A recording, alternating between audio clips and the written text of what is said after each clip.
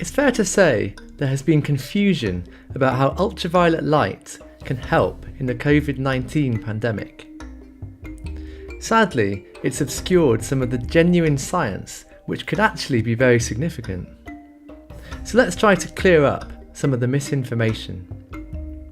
Now, when it comes to UV light, we are most familiar with UVA and UVB, the bands of sunlight that filter through the atmosphere and make it to the Earth's surface.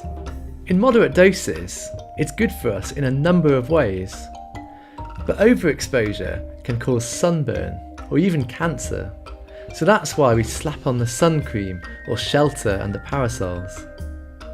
Fortunately, the ozone layer filters out an even more dangerous band of sunlight, known as UVC.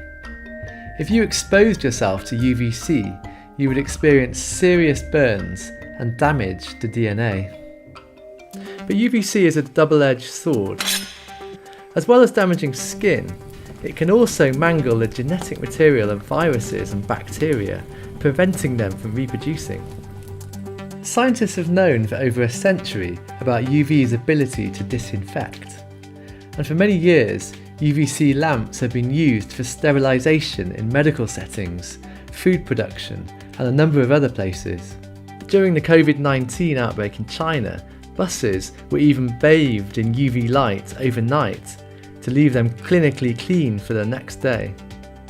For these applications, UVC lamps are great, but they're often big and unwieldy, and because of the high risk to humans, operators need to wear really hardcore safety equipment and go through specialised training. But now, emerging research could prove to be a game changer for UVC sterilisation, making it much more accessible. Researchers have discovered that a specific wavelength of UVC light, 222 nanometers, could be much less dangerous to humans while still lethal for viruses and bacteria. Now think about that for a second. The implication is huge. In theory, we could deploy 222 nanometer lights across the world to shield ourselves from coronaviruses and a bunch of other invisible enemies. But before you get too excited, there is a long way to go and many questions still remain. Crucially, this far UVC light has so far only been tested on mice at short exposure times and single doses. So clearly, much more research is needed to check its safety for humans and its ability to damage SARS-CoV-2, the virus behind COVID-19 disease. And even if it does work, we would still need to develop new lighting technologies that are practical for a variety of applications.